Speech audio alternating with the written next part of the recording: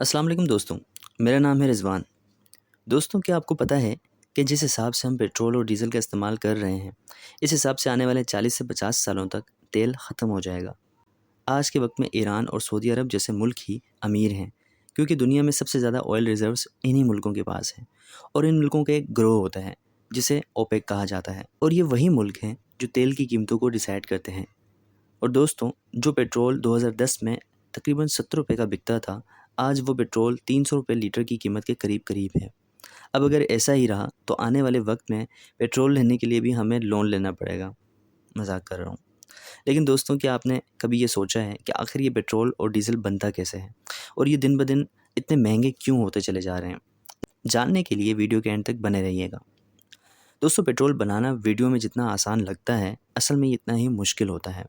दरअसल पेट्रोल और डीज़ल ज़मीन से निकालने के प्रोसेस की वजह से महंगे होते चले जा रहे हैं, क्योंकि ये जो प्रोसेस होता है, ये काफ़ी ज़्यादा एक्सपेंसिव होता चला जा रहा है। और ऐसा नहीं है कि पेट्रोल कंपनीज़ पेट्रोल को पंप करके सीधा पेट्रोल को ज़मीन से निकाल लेती हैं और पेट्रोल को एंड कंज्यूमर तक पहुँचा देती हैं। दरअसल पेट्रोल या डीज़ल हमें ज़मीन के अंदर से गाढ़े और काले रंग के लिक्विड फॉर्म में मिलता है, जिसे पेट्रोलियम कहा जाता है।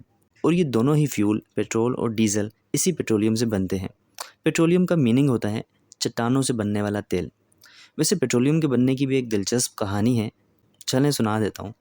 पहले के वक्तों में जब ज़मीन पर नेचुरल डिज़ास्टर्स हुए, तो ज़मीन पर रहने वाले जानवर और पेड़-पौधे ज़मीन के अंदर ही दब गए और ये डिकम्पोज़ होकर प्रेशर की वजह से पेट्रोलियम में कन्वर्ट हो गए।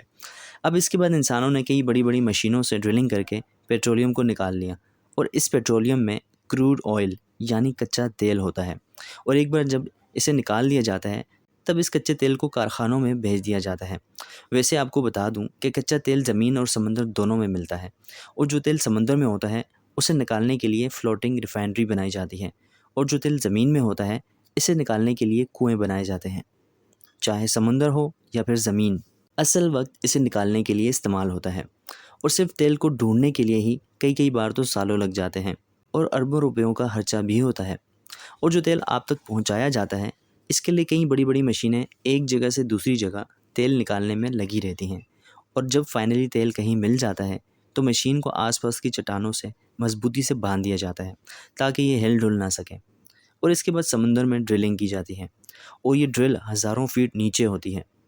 तेल मिलने पर इसे रिफाइनरी में पहुंचा दिया जाता है। रिफाइनरी में कच्चे तेल को बड़े बड़े सिलेंडर्स में गर्म किया जाता है और इसके बाद अलग अलग टेम्परेचर पर कच्चे तेल में मौजूद चीज़ें अलग अलग पाइप्स की मदद से निकाल ली जाती हैं। अब ये होता कैसे है? असल में पेट्रोल और डीज़ल अलग अलग टेम्परेचर पर मिलते हैं और इसी के लिए अलग अलग टेम्परेचर पर इसे गर्म किया जाता है।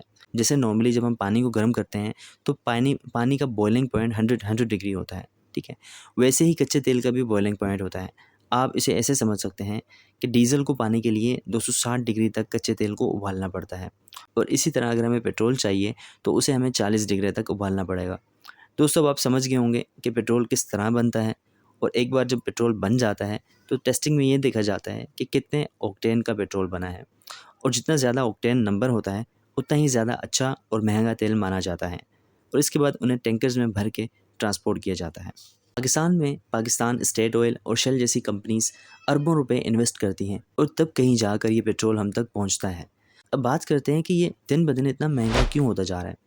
दोस्तों, इसका पहला रीज़न तो आपको समझ आ गया होगा कि इसे निकालने का जो प्रोसेस है, बहुत ही ज़्यादा सरमायाकारी दरकार होती है, उसके लिए एक्सपेंसिव होता है। अब पेट्रोलियम से निकलने वाले तेलों की कीमतें भी अलग-अलग होती हैं।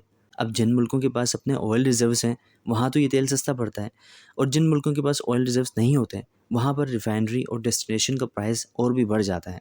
और इसके अलावा फिर पाकिस्तान जैसे डेवलपिंग कंट्रीज़ में स्टेट और फेडरल गवर्नमेंट मिलकर अच्छा खासा टैक्स भी इस पे लगा देती हैं। पेट्रोल और डीज़ल एक नॉन रिन्यूएबल रिसोर्सेज़ हैं और इसीलिए जैसे-जैसे ये इस्तेमाल होता चला जा रहा है, वैसे-वैसे ये ख़त्म भी होता चला जा रहा है और इसीलिए इनकी कीमतें भी वक्त के साथ-साथ बढ़ती जा रही हैं।